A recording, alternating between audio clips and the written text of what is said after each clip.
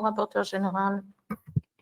Merci Madame la Présidente. Je voudrais ajouter mes remerciements à ceux de mes collègues pour la Cour des comptes qui nous éclaire de façon très significative sur déjà des éléments qu'on avait pu noter les uns les autres pendant la pandémie.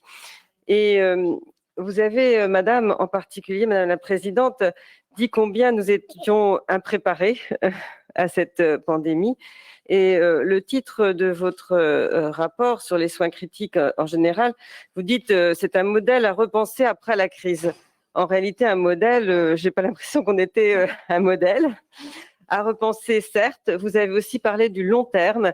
Et moi, je me dis qu'à l'échéance du prochain PLFSS, qu'est-ce que finalement vous préconisez pour les prochaines échéances budgétaires, mais également pour les futures échéances budgétaires, parce que je pense qu'il faut étaler, en tout cas, il faut avoir un véritable plan. Cette impréparation, ce manque d'anticipation, il a été finalement une perte de chance pour un certain nombre de patients, des patients Covid, mais aussi des patients d'autres pathologies. Donc, il faut s'y préparer. S'y préparer, ça veut dire qu'il faut faire des choix. Et donc, j'aimerais bien que vous nous disiez quels sont les choix à faire pour ces prochaines années.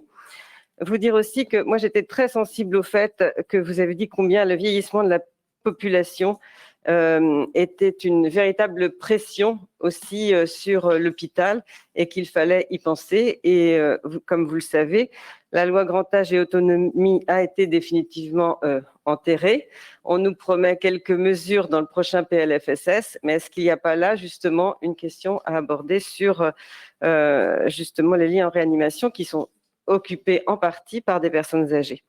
Sur la formation des infirmières également, j'ai bien noté tous ces éléments. Est-ce que vous pensez que le ministère de la Santé est sensible à ces propositions que vous faites? Parce qu'il semblerait qu'il soit utile que ces infirmières puissent faire l'objet de reconnaissance, mais surtout une valorisation de leurs compétences. Et donc, est-ce que vous avez des échos sur les éléments proposés par ce rapport au ministère? Merci. On va prendre toutes les questions, si vous voulez bien. Donc, Madame Poncet-Monge, qui est à distance. Raymond.